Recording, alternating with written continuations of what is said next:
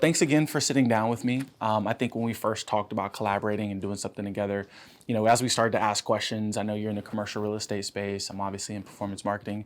And there was a ton of questions that you had that was like, there was tons of your friends, family, acquaintances, and audience that would be interested in some of the answers. And so vice versa, I have a ton of friends that want to get into the commercial real estate space and, ultimately have a lot of the same questions I had. So I thought this would be a great opportunity to just sit down, chop it up, and talk about the fun stuff we're doing. And here we are. And here we are. So let's just jump right in. So, tell us a little bit more about what you do for work. Let's start with you. What do you do for work? Well, for me, I'm pretty much, I'm in the customer acquisition space, right? And so customer acquisition, just for anyone who doesn't know, is basically we are helping brands attract more customers, right? So generating customers online through marketing, advertising, the simple stuff, right? I'm sure you get emails. You probably woke up to 10 new emails if you're anything like me. You're trying to keep those emails clean and have not too many unreads. But that's ultimately, we're doing advertising on social channels, search, Google, Instagram, Facebook, pretty much anywhere where your customers or clients are hanging out. We're pretty much leveraging those channels to make sure that you can get in front of them. And then once you do get in front of them, you have an appealing story or some level of interesting content that ultimately helps kind of get the algorithm to create some virality, and now you're getting cheaper costs, and ultimately it's all about ROI. So customer acquisition is really just return on investment for brands that want more customers. Sounds like a lot. Definitely a lot, but it's a lot of fun. I think you get a chance to go into a lot of the different things that we as consumers constantly are sometimes bombarded with, or sometimes educated with, or entertained with. And ultimately we're trying to find, what are the creative ways to do that and make it more of a fun experience. So we should switch jobs. Switch jobs? Yeah, I don't know. I think I don't know. Maybe by the end of this, we may know enough to take that route. I mean, you're selling me on it. Yours sounds a lot more, I don't want to say relevant, but it just sounds hippie. Yeah. No, I think, and that's interesting because I feel like your industry is very corporate, right? I mean, Yep. That's almost the definition. Commercial, corporate, it's almost the same. But a lot of people, I think, perceive that as like these, corporate individuals that are literally just like corporate work, right? And there's probably so many more things that you like to do. I feel like you definitely have that, and I've been in the industry for 10 years, so it's interesting because I've been there long enough to see a transition. So it's like now you see more women. We're very progressive in that regard. You don't see as many minorities, but you definitely see more women. So like I'm very proud of our industry for at least making advancements at least somewhere, because like you have to start somewhere, and I appreciate that. So how did you even get into commercial real estate? It's an interesting story, but I basically started as a database administrator 10 years ago, and my job was to update the database. And I was like, how do I do more? So I powered through it because I think I was supposed to be doing that for like 6 months. I got through it in like 2. And my boss at the time, apparently she wasn't the easiest person to work for, but I got along with her perfectly. I tend to do well with people that have either quirky or difficult personalities. Don't know why. But me and her got along really well, and eventually she invited me to go work with the national director. But I had just gotten into undergrad and that job was in Connecticut, and I wasn't relocating. So I ended up staying, but then I pivoted and I went into retail because we were doing multifamily. I was doing multifamily operations, and then I ended up getting into retail sales, also at the same firm. And then I stopped and I went to a different firm. I actually got moved to another firm, and I got moved to another firm again. So the way that I see it is once I got in the door, every transition and job that I've had, I've never applied for. It's always been like my reputation drags me in different places, and this is just where I am now. Now that makes sense. Are you from LA originally? Yes, I was born in Los Angeles, but like I sell and lease the IE, so I say I sell and lease my backyard. Gotcha. Okay. Yeah. So you're actually very familiar with a lot of the locations that you're probably sourcing or looking into. Yeah, I've seen it change over time. Nice. Seen it change in like what ways? Like the gentrification or? No, because the IE is very still the IE. It's not like I feel like where the gentrification is happening. I will, if I live to see that day, that would be an interesting day. No, I actually grew up in between kind of LA and the IE, so spent a lot of time in San Bernardino, Redlands, and it's still what it looked like. In some ways, worse, right? Because they're not gentrifying that area. So who knows? That might be an opportunity. Would you say so? You know what I find interesting is that, like, okay, so I'm from California, live in California, come to Los Angeles all the time. I tell people in California that I live in the IE, and they're like, where?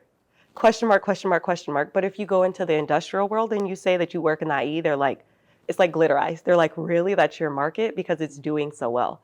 The Inland Empire is one of the top industrial markets in America. I don't want to go so far as to say the world because I haven't researched that, but definitely at least America. Do you feel like a lot of individual investors have opportunities to go into that route? Like, I think a lot of people are, they don't have a lot of that corporate backing or some of these big institutions.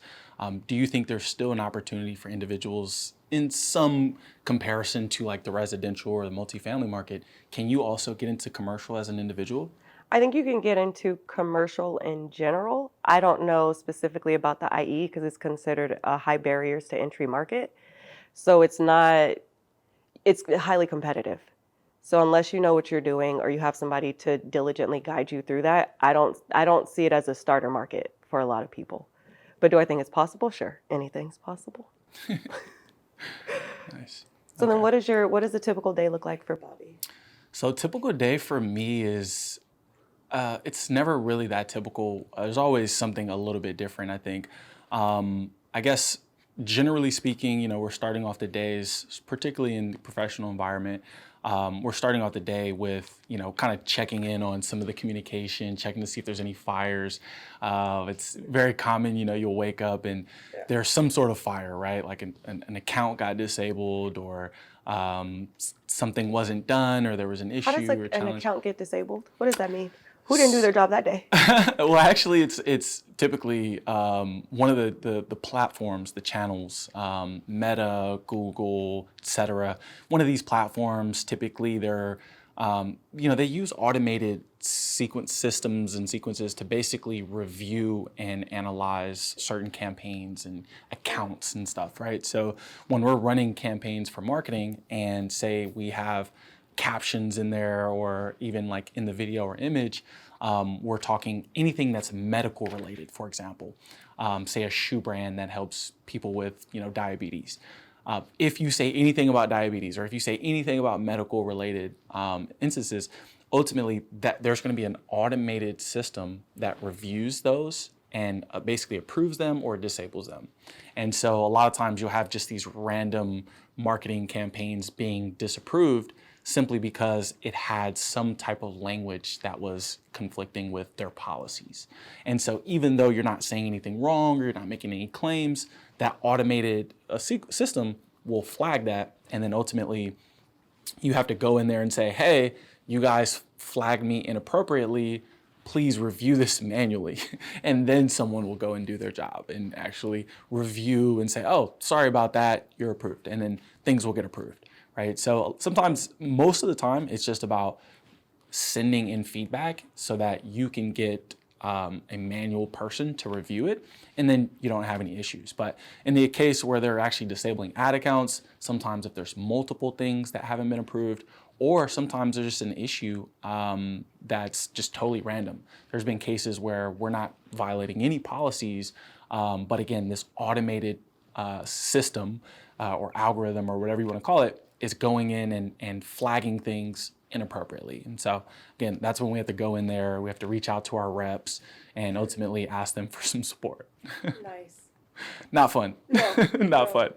But to answer your question, I guess that's typically the start of the day, is just making sure that everything is running fluid, everything's good, any campaigns that we have going are good to go.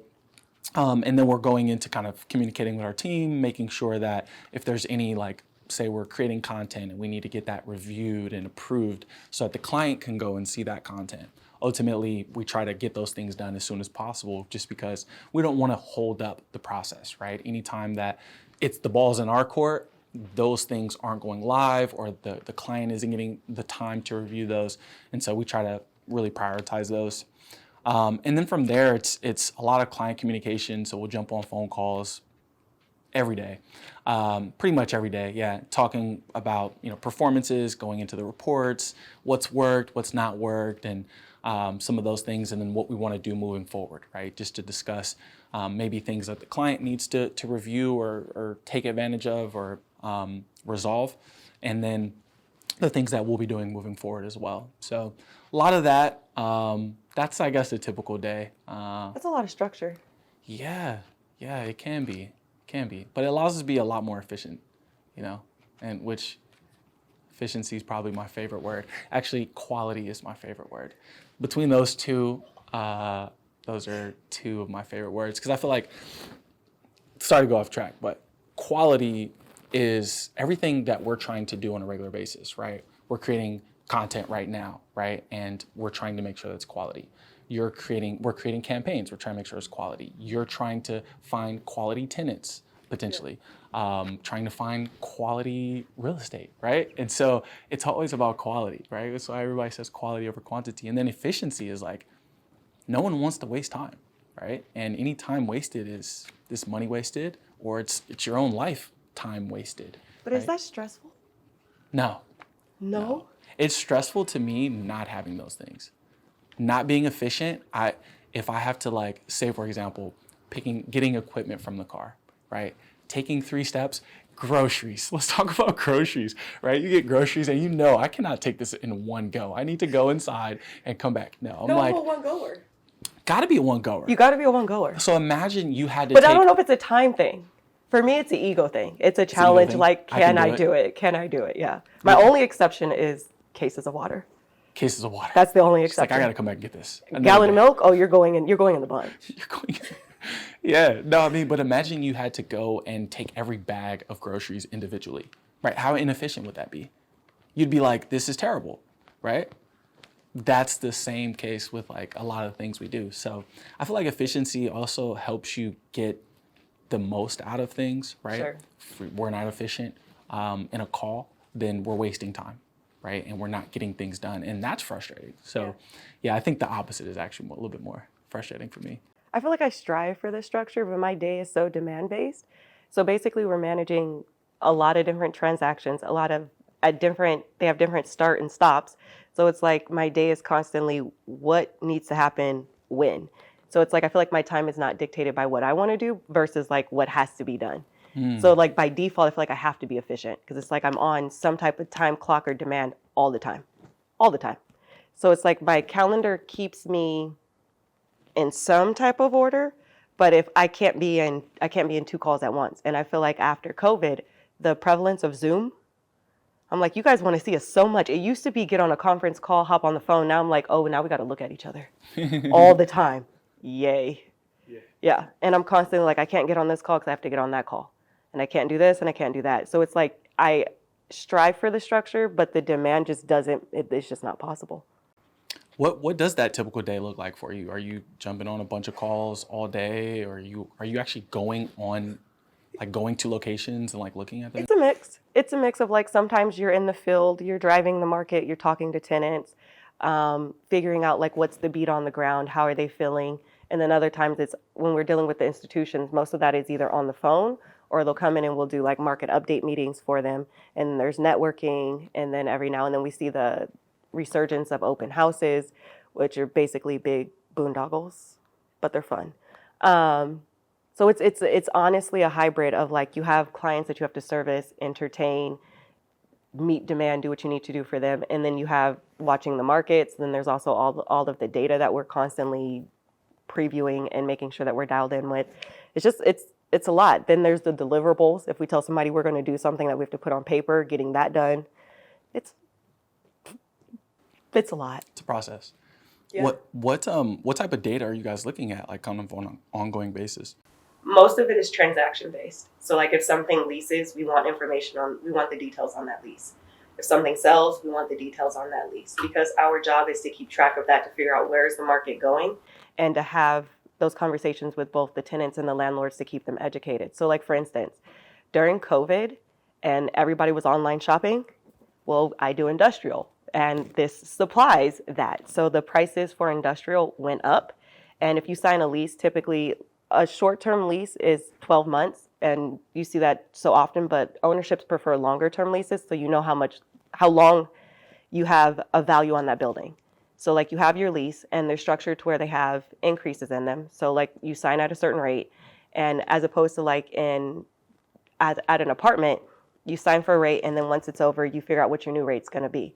With the lease, it's already structured where it's like every year you're going to have a 4% bump, a 3% bump, a 5% bump through the term. The problem is, like, let's say you sign a 5-year lease, most tenants are not paying attention to the market until that 5 years comes again.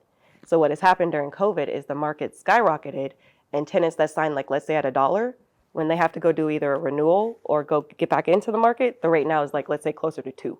And they're like, what do you mean it's doubled? So what we try to do is have conversations with people along the way so that when they're ready to get back in the market, you're not hit with that sticker shock. Because that's what we see right now. We have a lot of people that just have genuine sticker shock because you weren't watching the market. So I'm trying to get in front of tenants to get them educated. Even if you're not about to get into the market, you should just stay close to the education. So that's what I try to do, is reach out and build relationships with tenants, because we don't want them to leave and go to other markets, which you can do in industrial. You can service clients and customers not from anywhere, because you need to have the infrastructure and the logistics set up, but you are capable of moving. So to get them to not move out of market, I'm trying to keep them educated in the know. Gotcha. Can you share a personal passion or interest you've had outside of work? I am of no shortage of passions. Like, I literally recently just purchased a sewing machine. Yeah, that I'm going to try to self-teach myself how to use. Because I'm the person, like, I see an outfit or I see something, and if I could just do a slight modification, like I would be better fitted for that outfit. So that is what's current on my passion list. And then I have the typewriter, which is my baby. This is my baby. I basically got into it during COVID, and when everybody was making bread, I was not making bread. I was buying domain names. I love buying domain names. Don't know why. Like, if a good domain name comes to mind, I'm purchasing that name. It's an asset. It could be. I don't know. I just want to own it. No, literally it is. They typically rise in value, especially if you can I don't promote it. necessarily check, but I am the person that thinks I'm going to build about 15 websites, and I currently have none. But if I wanted to, I'm well positioned. Well positioned. I'm well positioned. Yeah. Well, if anybody needs an extra domain, they know where to go. If they need a website, come to me. There you go. Right. No, but I want to talk about this. First of all, the typewriter I haven't seen ever used, first and foremost. Every once in a while you'll see them as props, which I know. Triggering. It's so triggering. Don't say the word prop around her, okay? She's not having that. But no, I love the fact that this is a thing for you. You're not just a writer, but she's a typewriter. It's dope. But you've used one. I've kind of used one. You know, let me take a swing. How do you kind of use one? Let me see, because I kind of tried to use this once, and my finger got caught inside the thing, and I was like, never again.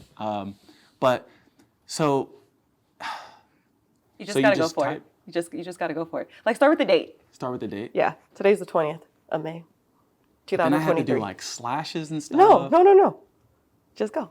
So wait, I'm going to go with something more simple. Let's go with Bobby. Do I need to capitalize this, or does it not capitalize? If you wanted to, hold this one. Hold this down. Now hit the B. Ooh. Wait. Okay, we're going to go back. Put a little bit more into that. Got to put a little more oomph. Yeah, Is that good? It's better. Okay. But, like, oh, dang. You're not going to break it. It's 100 years old. Is it literally? About. Wow. Okay. So we have Bobby. This is really cool. Tell me about this paper, because when you told me that you decorate the paper that you type on, I was not expecting this. This is cool. You do this yourself? I do. I have a bad habit of like not liking things the way they come. I don't know why. I don't know why. So I'm always gonna like, I call it adding the Dya touch, where it's like you could just let it be paper. You could let the paper be paper, or you could not. Or you can make it something else. It's decorated paper. So I decorate it, and it's interesting. So like I don't know where the idea came from, but I take ink, and I had to test run a few, and I splatter dots on there. I actually let my daughter do it, and I'll tell her, I'll say, baby girl, I need you to make mommy some paper, and she loves it. Yeah, I have to tell her like not so many dots, not so many dots. Calm up. down the dots, because I need to be able to see it. And I actually recently just picked up a pen pal too. Pen pal. Mm-hmm. What is that? Like we write to each other. Oh, okay. Is there like a dating app for like pen pals or? No, it was just like I was talking to a friend, and it turns out that we are both typists. Typist. And I was like, how do we not know this about each other? But we're also very like. Okay, so this is an existing friend that you just found out. She relocated. Oh, okay. She relocated, and we actually find that we communicate more via typing than we do messaging. So like normally you would text message or call, and we seem to do better writing. So you guys send letters to each other? Uh-huh. Wow. So you guys are using all of the old materials. We've got old tools. We've got snail mail. I do dots. She does stamps. Wow. She does stamps. I was like, we are so similar. She types around her stamps. I love it. Wow. I love it. You have to find your people. Yeah, you have to find your people. 100%. Yeah. Show us how this works. Show us how this works, because I feel like I did no justice on how this works, and most people are probably doing the same thing I did. But she says that she can type this like a typical keyboard, like a computer thing. And so let's see the action. I feel like I have to adjust here because I don't type. You don't type like that. You got a posture. You got a perfect I posture for it. I typically sit in my bed and I'm sideways and my legs are out, so I kind of want to do that. Like okay. As long as we're still in film, in scene. That's what editing is for. It's live. Yeah, I got the thumbs up. Okay. Still don't feel comfortable. We'll just do this.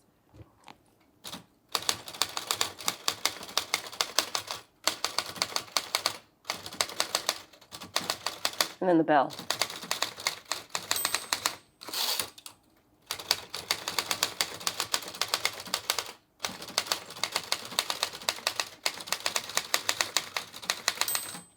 Wow.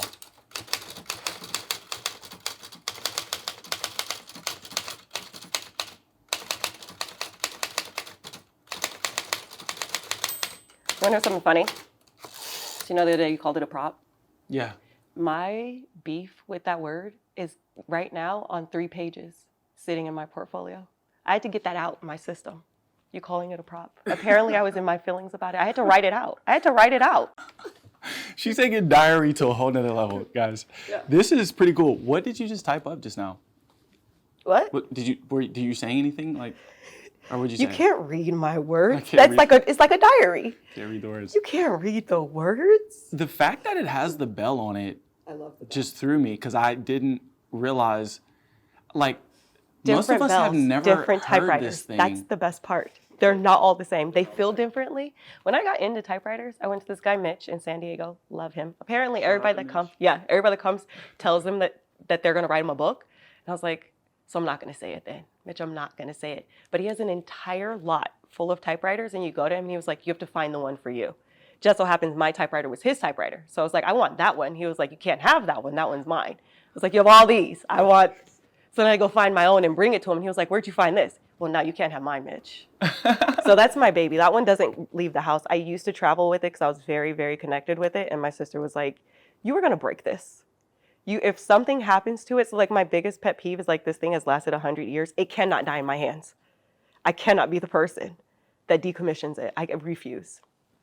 Yeah, that's pretty cool. It kind of feels like that story with Mitch out in San Diego. Feels kind of like a Harry Potter scene. You know, he's like trying to figure out like his wand. You know, there's like all these wands everywhere. You know, and I feel like The typewriter has to find you, Yeah. right? Yeah. It was just calling out in the back, probably a little dust over it. Mitch is like, wait a minute, where'd you get that? How do you see your industry impacted by AI? So AI is obviously a hot topic right now. I think there's a lot of benefits, a lot of pros and cons, as everyone's kind of shared, and it's all over the feeds. Ultimately, I think that back to the kind of the conversation about efficiency. I think AI allows you to be a lot more efficient. You are able to benefit from a lot of these, types of tools where suddenly something that took you, 10 days to make, you can make in 10 minutes or less. And I think there's a lot of value in that. I think when you're using it for things like SOPs, certain tools, templates, backgrounds, What's SOP? standard operating procedure. Okay. But ultimately, when you're using these types of tools for things like that, it can be very quick. What I don't see AI doing yet is the more unique types of content creation, copywriting. Although you can create some things that are one of a kind, you really just don't know where that information's come from. So copywriting is one of the things we don't do with AI.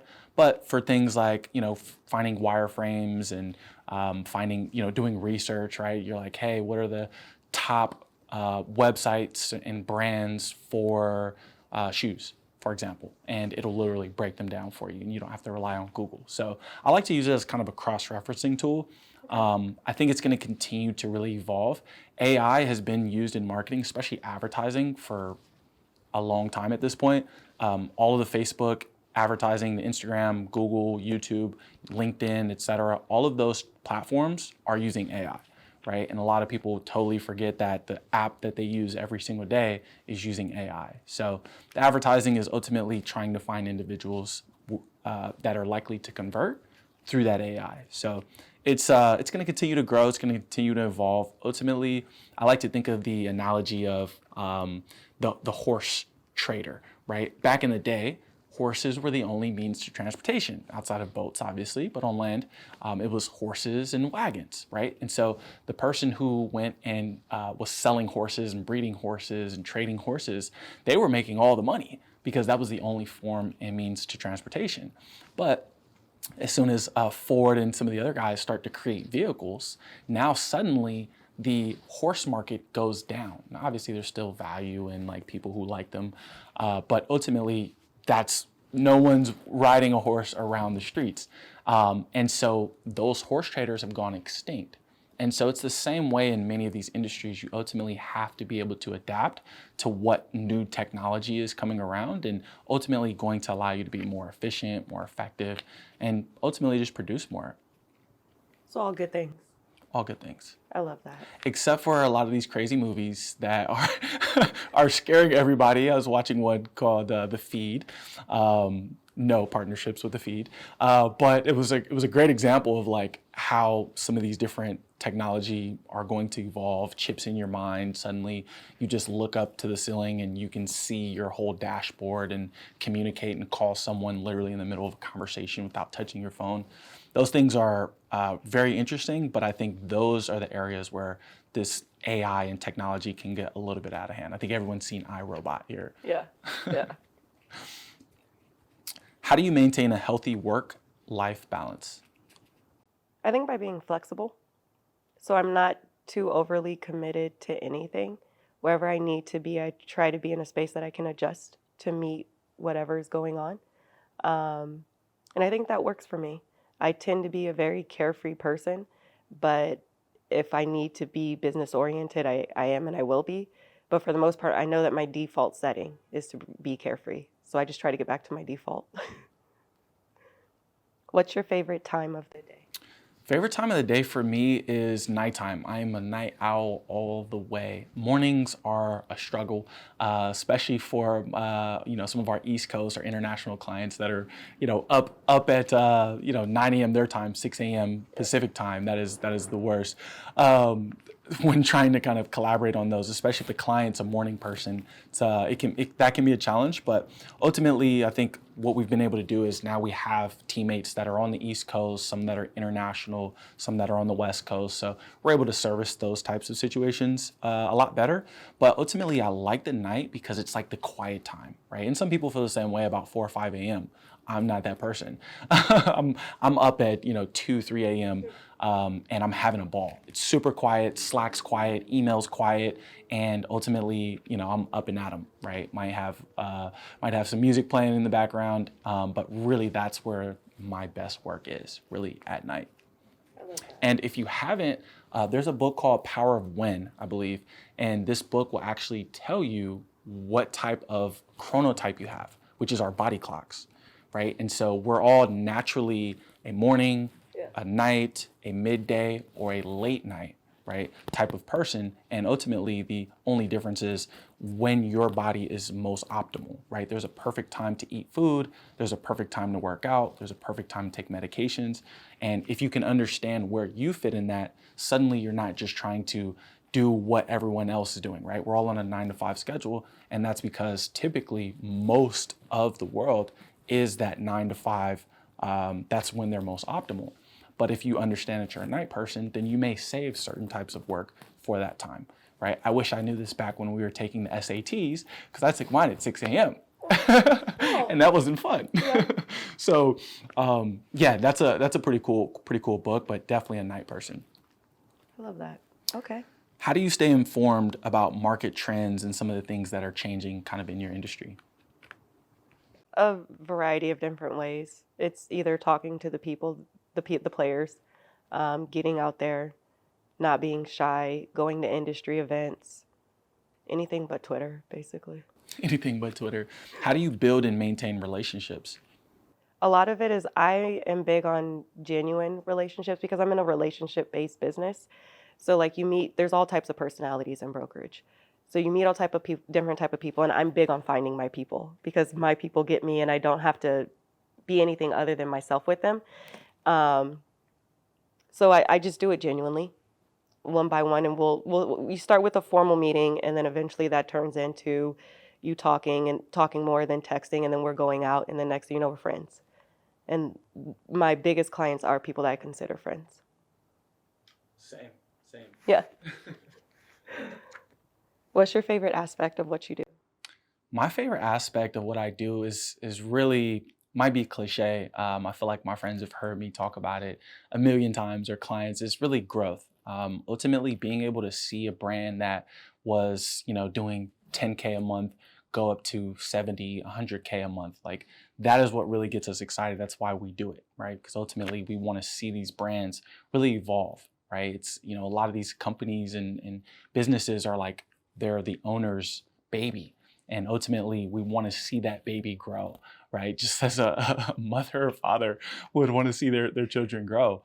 And so I think the most impactful thing for us is being able to have that type of impact of growing a brand, taking it to the next level, and ultimately what that does to the business owner, right? Suddenly you're able to do more, go on vacation, maybe even do less. Maybe you're overworked. Maybe now you have the support. So really just being able to improve on processes and systems that ultimately help that brand grow and reach those achievements.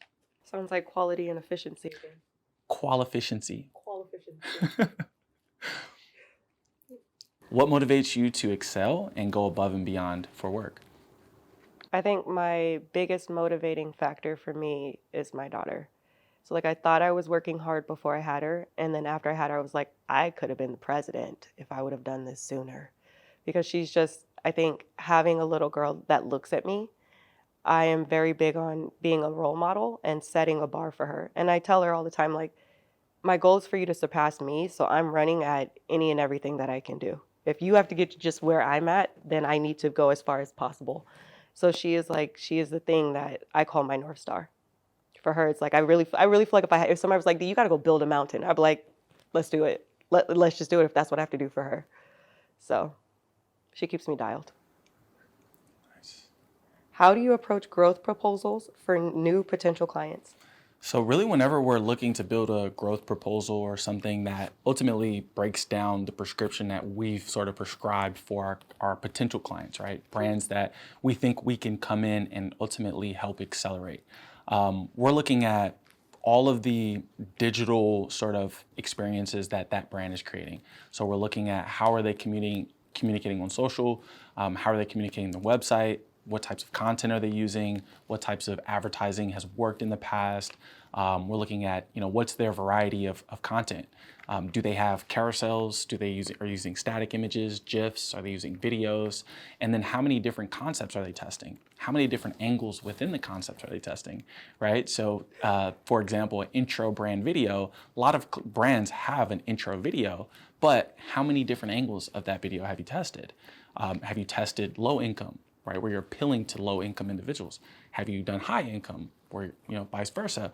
Are you appealing to men, to women? Are you trying to appeal to families, parents, right? Are you going after a gifting angle? These are a lot of the different types of approaches we can take to the same concept, and we really want to figure out which of those is going to perform the best. So we're ultimately looking at what has that brand done in the past and what are the opportunities. We know if the brand has never advertised, we're going to scale. And we're going to scale pretty quickly because there's so much low-hanging fruit. If the client has advertised in the past, it comes down to, okay, how much of this content have they tested? And then how has their communication shifted, or how has that been tested, right? The copywriting that they're doing inside of their captions, it matters. The copywriting, the headlines on their websites, it matters, right? So we're doing an entire analysis on the website, doing CRO audits to really understand how well is this going to convert if we were to integrate some of these new integrations, right? Post-purchase surveys, upsells, bundles, press reviews, all of the different things that ultimately make a good website compelling and appealing. That's really what's going to help us understand how much we can help this client and what are the primary areas that we think we should go towards. What's something you're considered an expert in? My deliverables. I'm very good at being behind the scenes. I'm okay with being behind the scenes, but I'm known as the paper. People have an expectation, and where their mind goes and where they see a limitation, my mind is there's a rule, not for me. And once I break that barrier, I'm known for delivering stuff that it has a signature. People know that's a Dya thing. So I would definitely say my deliverables. What does your team invest in companies? What's your process for making that decision? Oh no, does your team invest in companies? What's your process for making that decision? Yeah, so we actually have started to invest in more companies more recently. Ultimately, we want to be able to, help brands not only in the growth aspect through the marketing, but also through investment. Because a lot of the challenges we start to see brands have was we start to find winning variables. We found the best image, we found the best video, the best copy, the best landing page, et cetera. And we just don't have enough rocket fuel to get it there, which is, in this case, it's capital. So we've been able to really collaborate with a number of brands, try to invest in those. Sometimes it's majority, sometimes minority, sometimes it's just for a period of time, right? From more of a loan perspective. So ultimately, yeah, we've wanted to be able to just provide more value. I think we enjoy seeing these companies grow. And so being able to be a part of that from a financial aspect is ultimately the goal as well. So we've been really, really trying to grow our sort of M&A department and really tried to build in the mergers and acquisitions to ultimately be able to take advantage of more of these opportunities. The companies that are completely lacking, right? You have some companies that still use fax machines, right? And those are the types of companies that are probably not squeezing the juice out of their email marketing. They're probably not using affiliate marketing, probably not leveraging influencers, right? And so ultimately, we're continuously looking at these types of opportunities and trying to find more ways to contribute ultimately. How do you handle stress and pressure in your life? What coping mechanisms do you use? I just wing it. Just straight up wing it. You can't be wrong when you're winging. You're ugh. That's it. How can individuals invest or get involved with commercial and real estate? I was thinking about that. And I think that when people think of investments, they think of your traditional stock market investing, or they'll go to a wealth advisor or financial advisor. And I don't think people, or maybe it takes a minute for their mind to get to commercial real estate. So I think that if you're already investing multi-million-dollar in whatever you're investing it in, if you want to put in something tangible, then just diversify your portfolio and go from stocks and move it into buildings because you can. You're already qualified because you're a multi-million-dollar investor because that's the asset. That's what it is. So I think that it's just about call a commercial real estate firm, figure out which asset type appeals to you because you have industrial, retail, hospitality, healthcare, student housing, multifamily, and talk to a broker about getting you set up in what would work for you. What is your company philosophy? So our company philosophy is really like, how can we provide more value for less cost? I'm from the agency world. I've worked with tons of big agencies, small agencies, and ultimately there's always one thing that seems to be consistent, and it's it's overvalued. A lot of times the cost of agencies, I worked at an agency that was $7,000 a month in just in management fees plus a percentage of ad spend. So we had clients that were spending 30, 40, 50 grand a month in just fees for management. And what would happen is you'd pay all this money, but they'd hand you right off to a guy like me, and we'd manage, everything for you. And so the problem is that when you go to one of these big agencies, these corporate agencies, you're paying everyone's salary. You're paying the CEO's salary, you're paying the account manager's salary, the media buyer's salary, the creative designer's salary, the editor, like everybody who's working in that business, you're paying for all of these things that you don't need. And so our big philosophy has been, provide agency level resources and execution, but for the cost of a contractor. So that's one of the things I think that makes us very unique is we're able to give you the same thing you would get if you were working with a big agency like that, but you're paying, an eighth of the price. You're paying just a fraction of what it would cost because ultimately we know that, again, back to the conversation of efficiency, we know that if we are efficient in our process for scale, then there's a lot of fat that we can trim. There's a lot of loose ends that we can completely get rid of. And ultimately, we can make sure that the client is really paying for what they're getting, and then we can over deliver, right? And so back to the conversation of we want to work with brands that have big opportunities to grow. A lot of times those are newer brands, smaller brands, or they're older brands that just haven't done much marketing advertising. They don't yet believe in marketing advertising because they see it as an expense and not as an investment, which is the biggest challenge. And one of the things that we try to coach our clients in understanding is you're not paying for anything that doesn't make money, right? This isn't a couch, right? Unless you're doing something like this and you're renting out a venue. Ultimately, we're doing things that generate more revenue, right? So if we're spending a couple grand, we're expecting to do 3, 4, 5 times that just in profits or revenues, obviously, depending on the scenario. So philosophy is really, really, high quality support for extremely low cost. And so, we're definitely right there in that range. And one of the things we want to do is, again, be able to work with smaller brands that don't have these big 30 grand a month management fee budgets, but really want to grow in the same way. So what values do you hold dear? How do they influence your decision making? I think a big one I go by is just being honest because in brokerage, we're the middle person in transactions. So to me, it's important that you're very honest and relaying information accurately. So accuracy and honesty to me. Because so if you can't do something or if the goal changes or if something in the transaction changes, just communicating that. What are some pitfalls you see clients falling into that you would advise they avoid? Yeah, so the pitfalls, I think the biggest one is kind of that ROI aspect, right? Just understanding how what you're doing today evolves the brand and the business over the course of years, right? If we're creating content, that content isn't only good for today, right? If we're doing advertising campaigns, if we've acquired 10 customers today, that doesn't mean that the revenue that you generated today isn't going to impact your revenue down the road.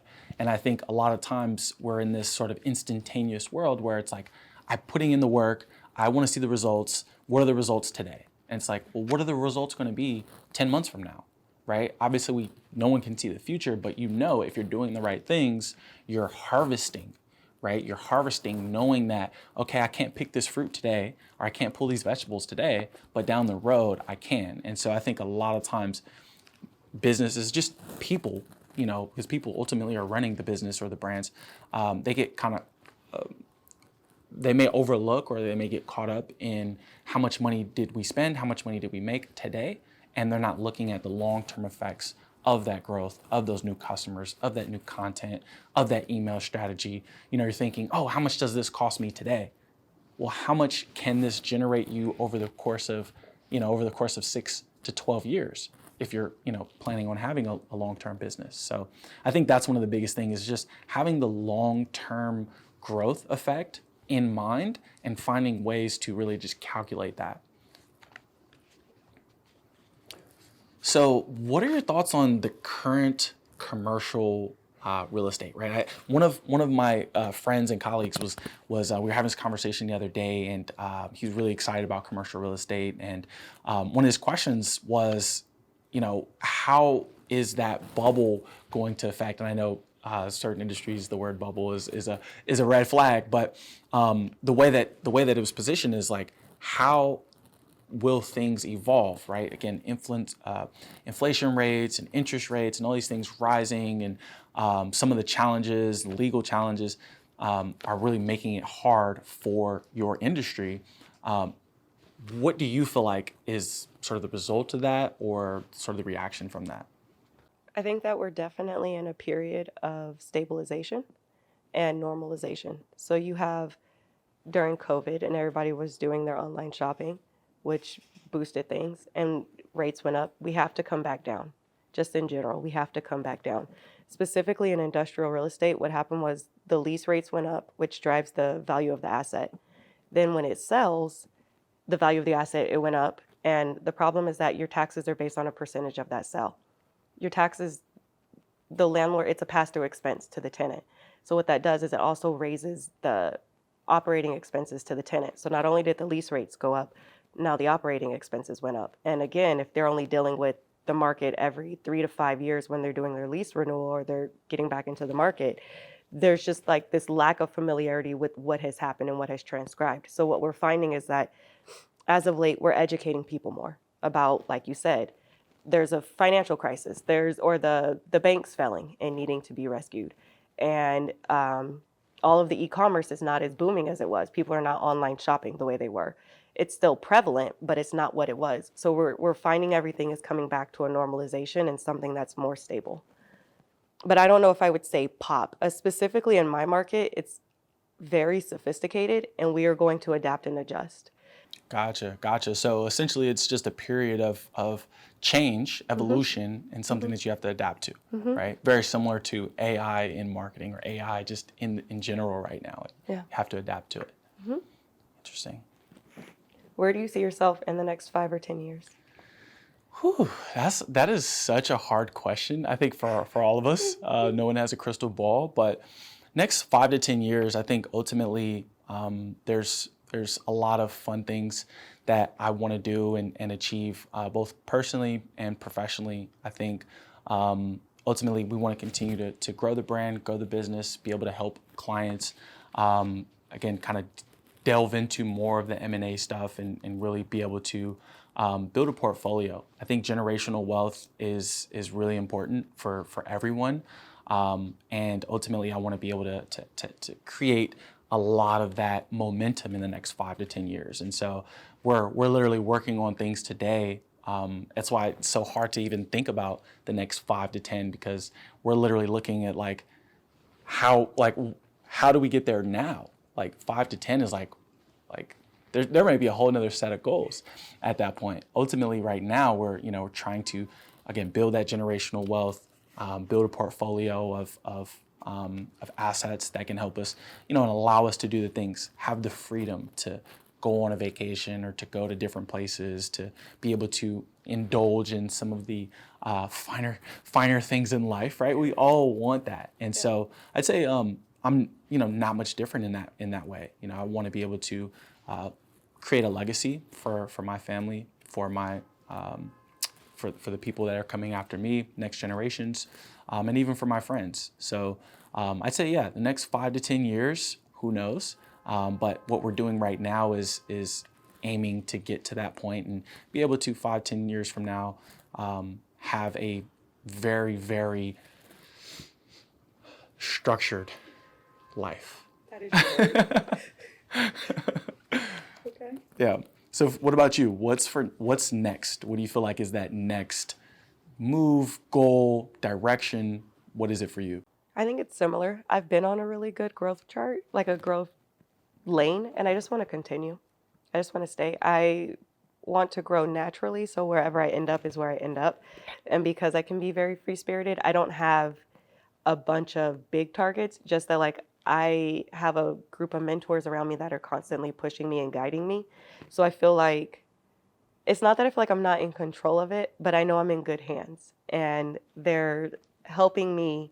They bring out a lot in me, and it's just like I feel like I'm in a place where I'm doing more listening than I am doing like anything else. Business or professional pet peeves? My business or professional pet peeves, I think is professionalism for me. It's like I grew up in a very structured, again, that word, very structured sort of environment. I was very, my dad is very military. So a lot of the things that we do is again, very structured. I grew up, it'd be Monday and my dad's like, what are you doing this weekend? What are your plans? Like, and then what's plan A, B, and C? I'm like, dude, it's Monday. Like we're not even through the week yet. And you're talking about this weekend and having multiple plans. But I think that really shaped who I've become and for the better. Ultimately, I think it's allowed me to be able to have some of these more professionalism experiences. And ultimately, when we work with whether they're clients, whether they're partners, whatever we're doing, even if it's in the real estate space, we're trying to be as professional as possible. And I think that's one of my biggest pet peeves is when you come into an organization that is a professional organization and things aren't handled that way. That's one of my biggest pet peeves for sure. And it doesn't have to be an extreme thing, right? Like 5 minutes late, like 10 minutes late, 20 minutes is not even that big a deal. But when it gets excessive, even like some of these organizations, I think one of the things I want to do is, you have the Better Business Bureau, right? But they're not actually what I call spanking any of the businesses, right? Like you leave a review and nothing happens. And it's like, I just went in there and had a terrible experience, something that no one should ever have to experience, and you guys didn't do anything. No one did anything, right? And so as consumers, we can leave comments and leave reviews, but ultimately that company doesn't really get spanked. The person who's making the decisions maybe never even sees that comment or review. And so things end up never changing, and you continue on with this cycle of unprofessionalism. So that is one of my biggest pet peeves. I'll be on the call with an organization, Meta, hotels, Booking, Delta, doesn't matter, right? Like be professional. It's a professional organization. Like you should be trying to make sure that the client or the customer is happy. And so that's how we treat our experiences and our clients, and it's just so frustrating when other organizations or companies don't do the same thing. That's a great pet peeve. There's nothing wrong with standards. As it should be. Yeah. As it should be. Well, awesome. This was a lot of fun. Thank you so much for joining me. I think that we were able to really uncover a lot of things. Hopefully our audiences feel like there was some value in this as well. Pleasure chatting with you, and thanks again. Bobby, this was a ton of fun. A lot of fun. Yeah. Yeah. This was an experience. Definitely an experience. Well, see you soon. See you soon. Until next time. Until next time. Cut.